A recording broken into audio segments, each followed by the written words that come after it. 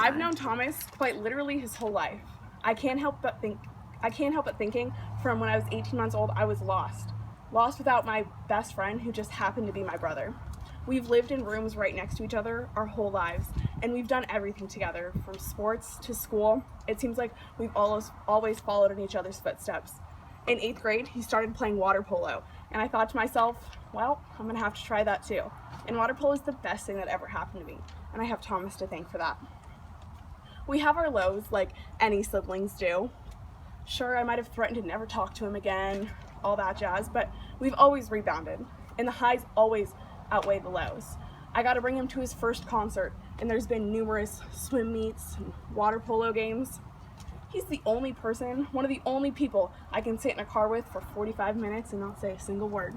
There's not many people you have in your life like that, and those are the people that you're really inseparable from.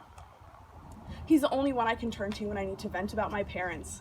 He's been there, he's been yelled at about dishes and writing thank you notes.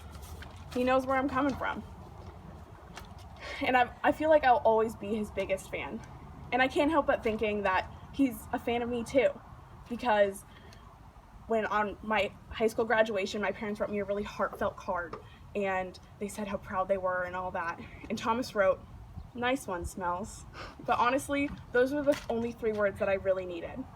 Recently, I was in the hospital passing a kidney stone, and I came home, and I felt like nothing was ever going to make me feel any better, except for maybe the hydrocodone I was about to take.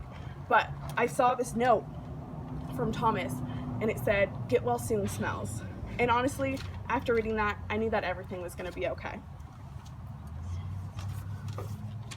He's always been so caring, even from a young age. I remember one time we were little, we found a baby bunny in our backyard that had been attacked by one of our cats. He found a cardboard box and put grass in it and lettuce and carrots and everything a baby bunny needs. And he tried to keep it comfortable and try to keep it safe because he cared about the well-being of that bunny. Flash forward a few years, and he's a swim instructor at our local pool. And he always used to complain, "Oh, I have to get up too early and I don't even like kids." But in reality, he was the best instructor out there, and those kids loved him. I used to go see him after lessons, and all the little girls would be running after him saying, "Teacher Thomas, Teacher Thomas." And you could tell they really cared about him and what they were learning in swim lessons. Into the future, he wants to go into the Coast Guard and become a rescue swimmer. And he wants to save lives every day, and I just think that's an amazing thing. I only have 48 more days until my brother goes into the Coast Guard.